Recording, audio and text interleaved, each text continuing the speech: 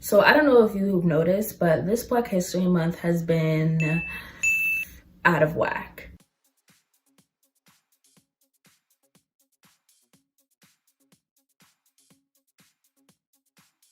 So what I wanted to do was come back with a new video highlighting some of my favorite Black designers. So hopefully we can end this month with a bang.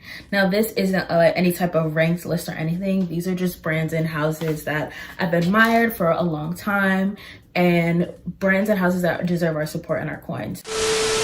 Quick editor's note before I start. Hi, my name is Noelle and I love fashion and styling. This channel is about how to make that more sustainable, affordable, accessible for curvy bodies and people of color. So if that's what you're into, please like, subscribe, turn on the bell for notifications, do all of that jazz. It's much appreciated and all of that.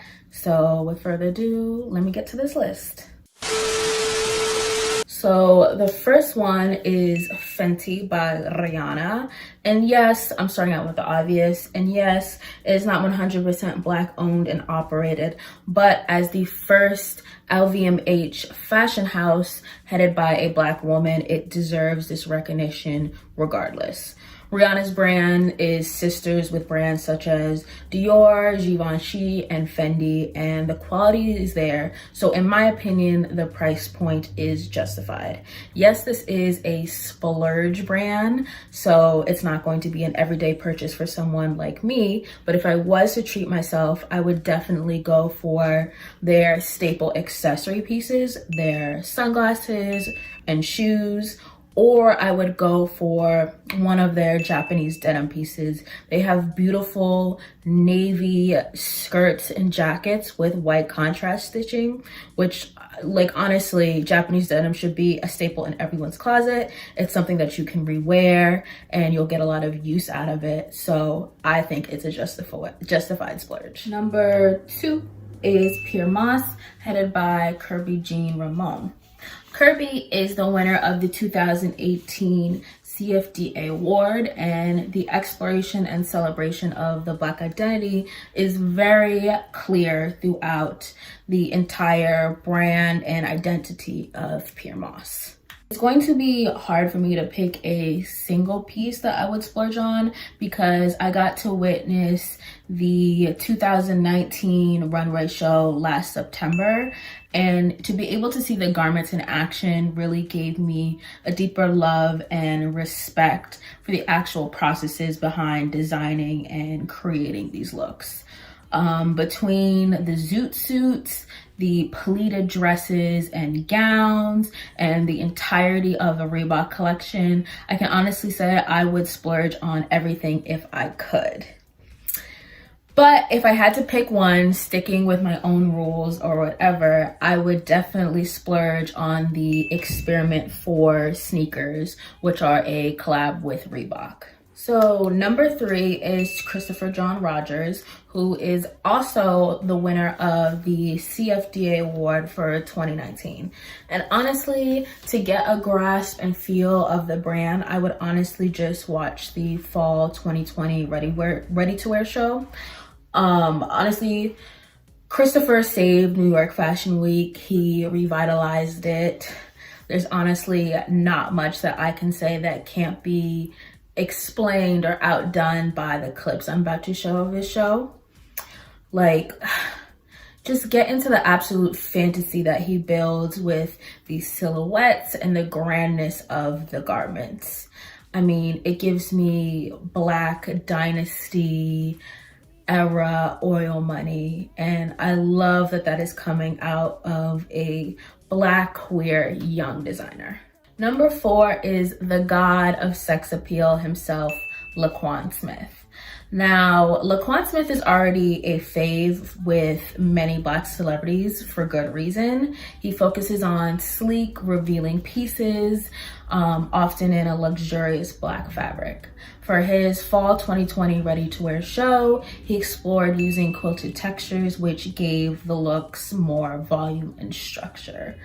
There was also a distinct 80s working women vibe to the collection between the sheer tights, the dramatic shoulders, and the opera gloves, which I loved because the 80s, as you could tell by my bangs, is my favorite era of aesthetics.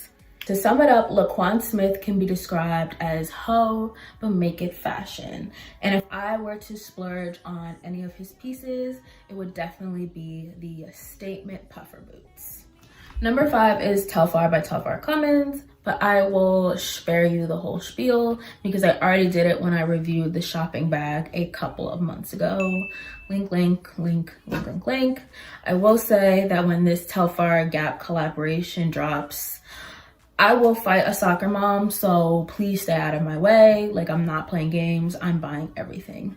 If you're new to the brand, an absolute cop, obviously the shopping bag, it's the Brooklyn Birkin, like, and they also just dropped a new edition of it with this like wilted looking American flag printed on it, which is gorgeous. I love it in the green color. So treat yourself to a Telfar bag. They're actually pretty affordable. Okay, we're finally getting into the medium mid-price things, but again, still not fast fashion, so please work with me.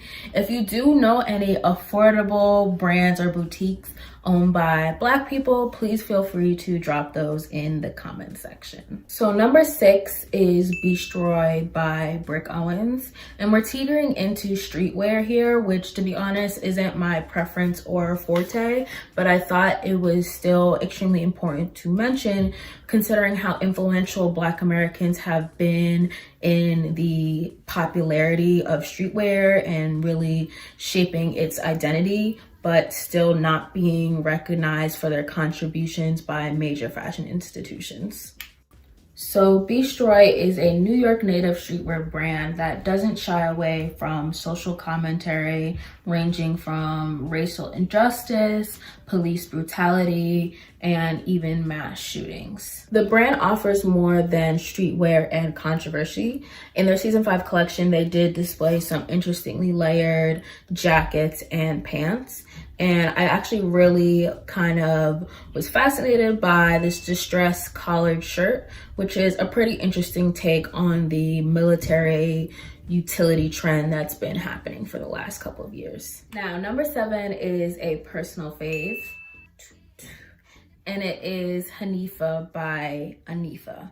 I really, really, really hope that I am pronouncing the head designer's name correctly. I was first introduced to the brand around 2 years ago when their tailored feather pants kind of went viral on Instagram, and I have been obsessed with this brand ever since. It's felt really good to see Hanifa grow and get recognition from celebrities and the fashion world at large. More than anything, I can say that I am obsessed by the way this brand makes the women of color and the curvy bodies that wear its clothing feel luxurious and fancy, and just, it makes you feel great when you put Hanifa on, honestly. You can tell that Hanifa puts curvy bodies, particularly of women of color, in mind when she designs, because the pants fit you like no other pair of pants that I've tried. Like, the feather pants are tailored to perfection. I know a lot of us have the problem where the thighs of a pair of pants will fit fine, but then the waist will be too large and it will create that gross gappy effect. Not with Hanifa. The pants are tailored to perfection. They clearly have curves in mind because the waist nips in. The thighs are a little longer. It's a perfect length. And honestly, overall, the brand gives successful corporate executive on an all expense paid to the Caribbean. So if you're interested in getting that feel, I definitely would recommend picking up some Hanifa pieces. Before I get into these last couple of brands, I just need to give a quick PSA because I see this happening a lot with their designs. So, In the big year of 2020, I need us as a people to stop buying knockoffs from fast fashion companies. And I know. Capitalism sucks, and sometimes it's really hard to resist these mass-produced knockoffs, but a lot of times they really do affect the companies that they're being stolen from, particularly when these are smaller independent companies that are often owned by people of color or women. It's very difficult for them to bounce back as opposed to how a larger fashion house would bounce back from this. Shit, most of these fashion houses that we love and spend our coin on were founded by racists and misogynists and design thieves. So if you're gonna buy imitation something, you know, all I'm saying is support the little guys. Okay, back to the list. Number 8, we have Matte Brand by Erin. I'm not gonna butcher her last name because I stan this lady. And Matte Brand is one of the most known and replicated Instagram brands out there. Literally just a quick browse through AliExpress and you'll see her impact literally everywhere. She for sure pushed the athletic and streetwear movement with her iconic contrast stitching on her athleisure line. They're on the leggings, the crop tops, bodysuits, etc. And I think Matte Brand deserves more respect than any other just Instagram brand because they kind of elevated themselves to a place where like Fashion Nova, etc., can't copy with their leather and denim lines. It looks like really quality product, even though I'm not sure if they're super plus friendly, but when they do become super plus friendly, I definitely will be purchasing the blue leather split leg pants. As of right now, I know their athleisure sizing is pretty flexible, so the thicker girls, definitely squeeze yourself into it. I have to support her. Like, this is just a young Black designer whose impact has literally been felt for maybe the last 3 years. Like, just scroll through your Instagram for real. Finally, we are at the end of the list and I'm going to be ending out this Black History fashion designer list with PluggedNYC and its head designer Tietza Balemi. Please, again, forgive me, names and I do not get along. So PluggedNYC made a bit of a splash in the headlines when the head designer called out Kylie Jenner for stealing their iconic camo designs. Now, if you remember 2 years ago, literally everyone was wearing these colorful camo sets and it was because of PluggedNYC. They were the first brand to really present this look as a cohesive matching thing, and honestly it just took off. So when Candlestick Kylie Jenner decided to steal the designs and pass them off as merch, it was a huge thing, and rightfully so. Beyond PluggedNYC getting the respect it deserves for starting out the camo trend, they also have really beautiful knitwear two pieces, and then this beautiful snakeskin pleather jacket situation that I definitely will be copying. For a jacket of that length and beautiful color, design, material, etc., it's actually pretty affordable compared to the other prices.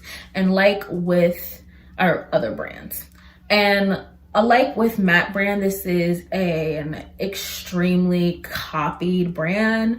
Literally Fashion Nova, Boohoo, all of them have emulated not only the camo sets, but the knitwear sets. So if you can support this Black, beautiful designer, then please do so. Okay, so that's going to be the end of my Black History Month, Black designers you should know and should be supporting video.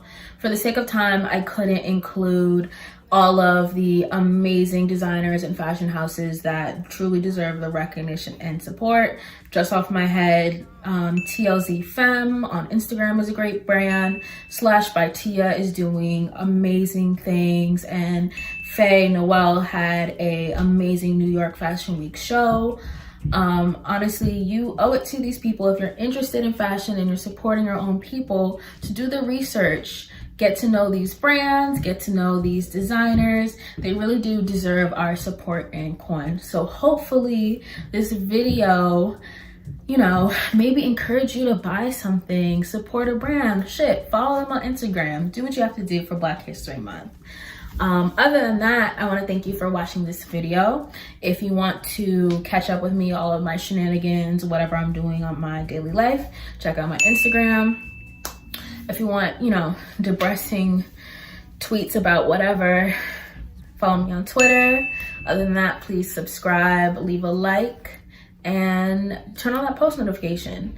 And if there's any other brands that you think that I should have included, please, please, please add them to the description. So thank you, and I'll talk to you later. Bye.